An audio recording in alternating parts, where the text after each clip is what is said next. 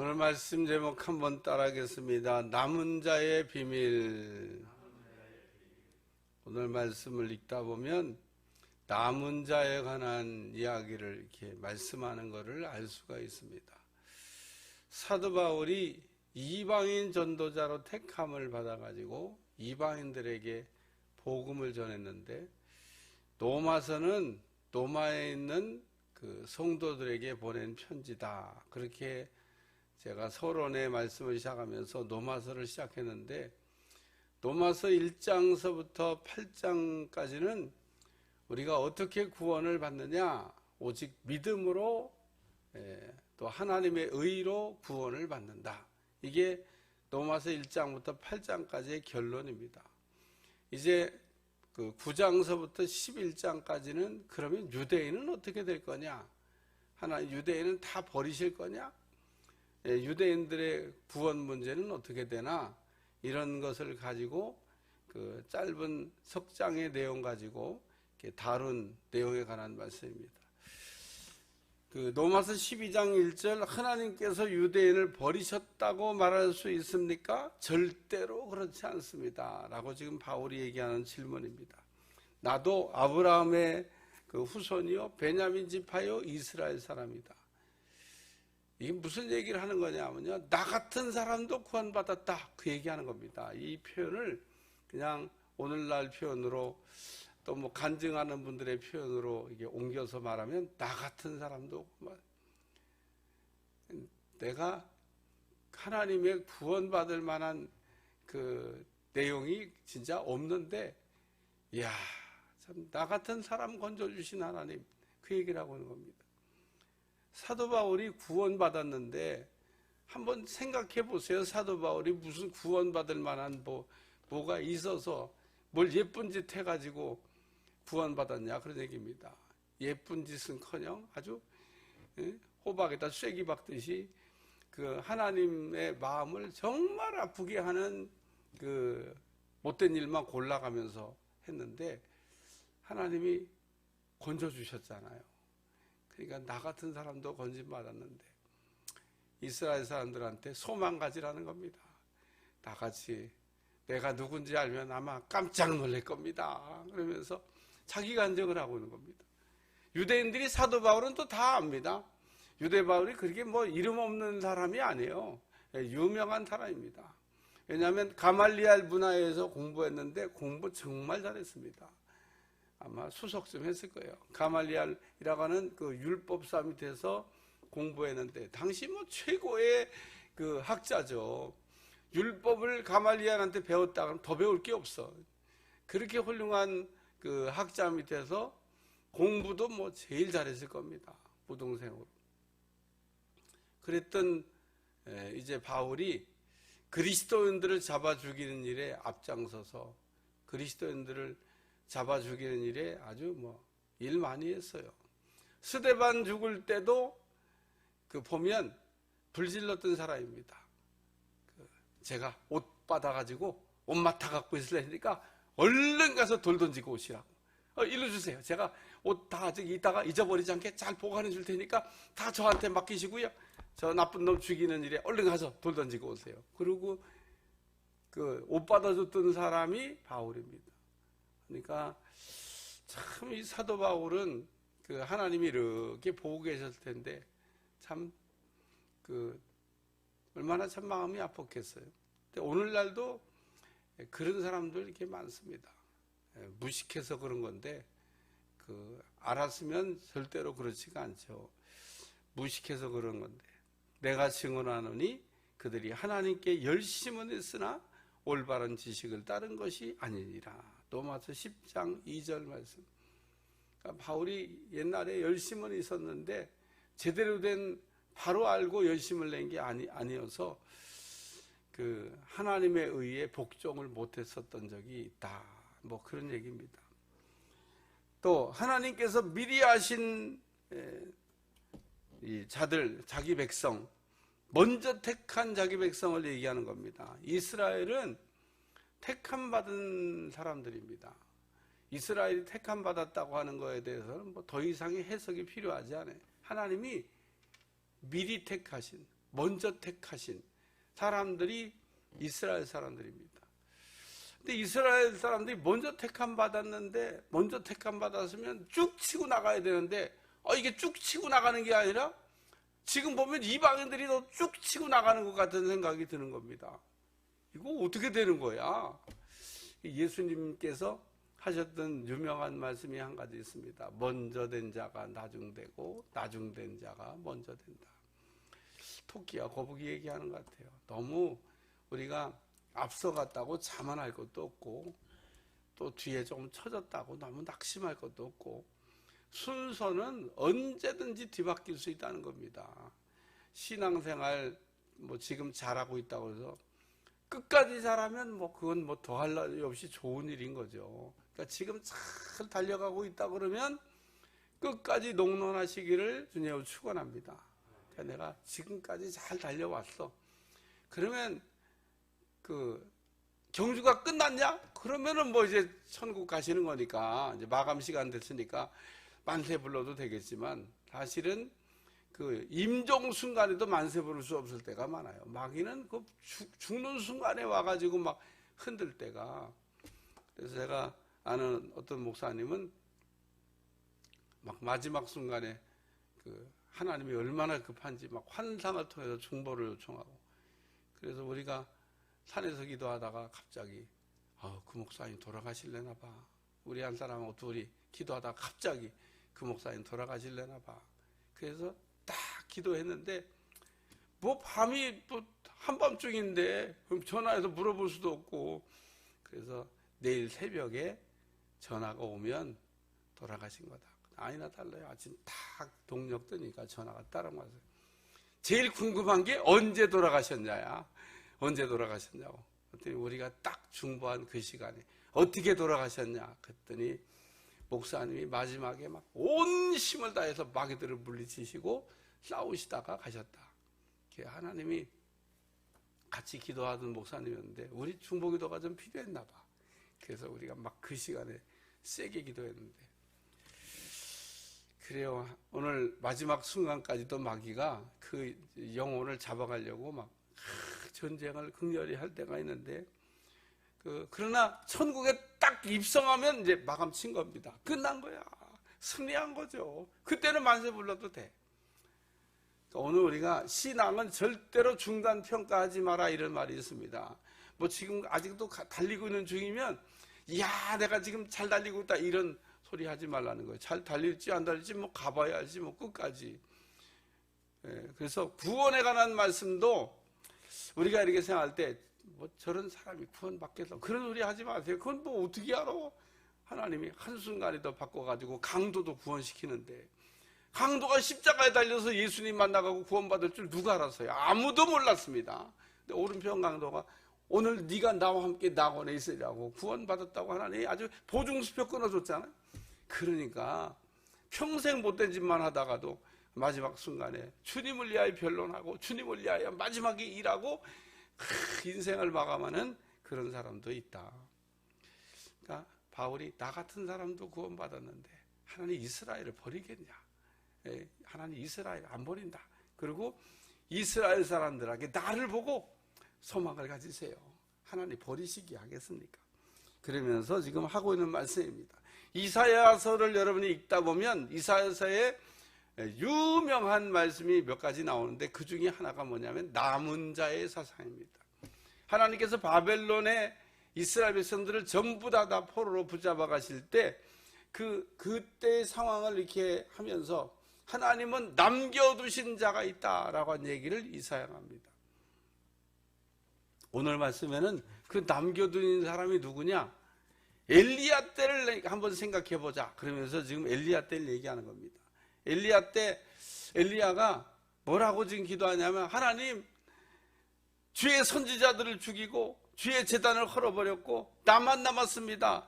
이놈들이 내 목숨까지도 지금 걷어가려고 지금 하는데 하나님 두렵습니다.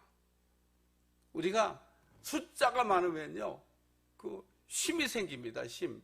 근데 숫자가 없고 나 혼자라고 이렇게 생각하면 얼마나 참 영적 전쟁하는데 고독해요. 영적 전쟁은 절대 절대 혼자 하는 게 아닙니다. 마귀도 때로다가 덤비지만 우리도 힘을 합쳐서 싸워야 되는 거예요. 영적 전쟁은 절대 혼자로 못 이깁니다. 마귀가 때로 덤비는데 내가 무슨 수로 혼자 이겨? 옛날 전쟁할 때 장군이 아무리 자기가 무슨 천하명장이라고 해도 쫄병들이 쫙 있을 때 천하명장이지, 쫄병들 다 죽고 자기 혼자 나오면요 천하명장도 소용없어. 누구한테 죽는지 아세요? 쫄병들에 의해 죽어. 창 들고 이렇게 오는 그 힘없는 쫄병한테 죽는다니까요. 천하명장도. 그러니까 쫄병들이 있어야 되는 것처럼 우리가 같이 힘을 합쳐야 되는데, 엘리야가 하나님 나만 남았습니다. 그러니까 그때 하나님 하신 말씀이 너 같은 사람 7,000명이나 남아있다.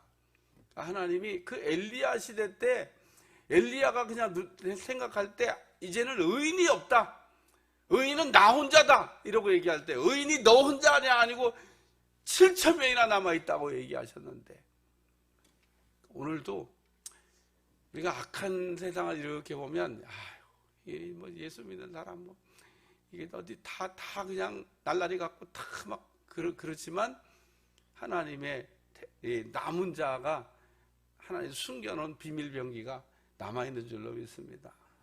그래요. 우리는 그렇기 때문에 그 남은 사람이 돼야 될 줄로 믿습니다. 이 남은 자라고 하는 거는 어떤 사람이냐? 바로 믿고 바로 사는 사람을 얘기하는 겁니다. 오늘 우리가 구원받은 사람이라고 하는 거는, 남은 자라고 하는 거는 바로 믿고, 우리가 믿는 것도 똑바로 믿어야 돼요. 똑바로 안 믿으면 구원 못 받습니다. 그러니까 우리가 믿을 때 똑바로 믿어야 되고, 그 다음에 똑바로 믿었으면 똑바로 믿은 대로 살아야 될 거 아니에요. 바로 살아야 되는 겁니다. 그래서 로마서가 얘기하고 있는 그 전반부와 후반부 얘기가 뭐냐? 바로 믿고 바로 살자. 그냥 한꺼번에 묶어서 로마서를 한 문장으로 얘기하면 바로 믿고 바로 살자, 바로 섬기고 바로 살자, 뭐 이런 얘기인 겁니다. 그러니까 남은 자는 누구냐? 남은 자를 건져 주신다는데, 남은 자는 바로 믿고 바로 사는 사람이다. 오늘 우리는 주변에 있는 사람들 쳐다볼 거 없어요. 남들 신앙생활하는 거 보고 시험 들 것도 없어요. 남들 뭐 구원받지 못한다고 나도 구원받지 못하면 되겠어요?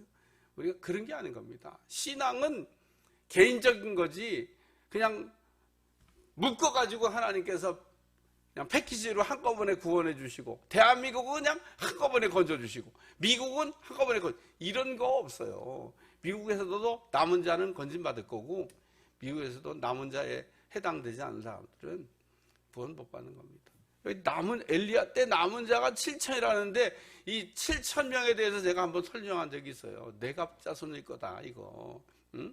내갑자손들은 하나님의 말씀을 붙들고 그렇게 살았던 게 아닙니다. 조상이 우리가 하나님을 섬기는데 술 먹지 말자, 그러니까 정말 오랜 시간 동안 술도 안 먹고, 우리 그냥 뭐 집 짓지 말자, 그러니까 집도 안 짓고, 그 선조가 신앙생활을 잘하기 위해서 우리가 이런 게 좀 필요하지 않냐고 권면하니까 아멘 그러고 따랐던 족속들이 내갑 족속인데, 오늘 우리가 엘리야 시대 때 7,000명이 남아 있었다고 하는 얘기처럼 오늘도 남은 자들이 남아서 주의 일을 잘할 줄로 믿습니다.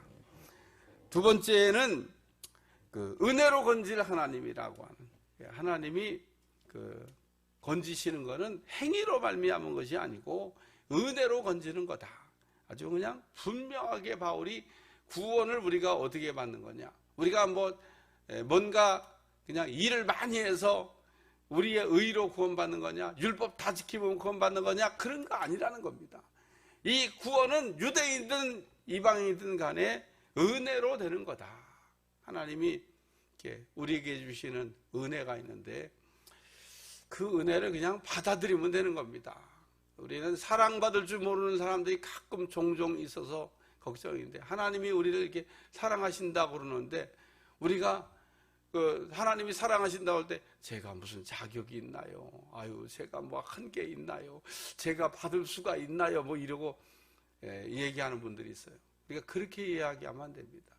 하나님 우리에게 주시는 은혜를 그냥 받는 거예요. 하나님 주시는 사랑을 그냥 받는 겁니다. 무자격한데 하나님 주시는 건데요. 뭐 자격이 있어서 부르는 게 아닙니다. 만약에 우리가 하나님의 은혜로 된 것이 아니고 행위로 된 거면 자꾸 바리새인들처럼 그 별것도 아닌 것 같고 자랑하게 되는 겁니다. 내가 뭐 이만큼 했는데, 건축 공부 많이 해야 구원받는다 그러면은, 그래서 우리 교회는 구원받을 사람 한 사람도 없습니다. 재벌 정도는 돼야 되는데, 재벌 정도는 돼야 뭐 조금 뭐 바쳤다고 그럴 거 아니겠어요? 뭐 그냥 몇십억짜리 그냥 혼자 져가지고 탁 바치면 그러면 구원받는데, 그런 거 아닌 겁니다. 하나님은 그런 거 양보고 하는 게 아니고, 하나님 앞에 우리가 은혜에 감사하는 사람들에게 은혜를 더 주시는 줄로 믿습니다. 여기 만일 은혜로 된 것이면 행위로 말미암지 않으니 5절 6절입니다. 그렇지 않으면 은혜가 은혜되지 못하느니라. 오늘 말씀에 은혜가 은혜되지 못하느니라. 은혜에는 더 이상의 첨가물이 필요하지 않다, 그런 얘기입니다.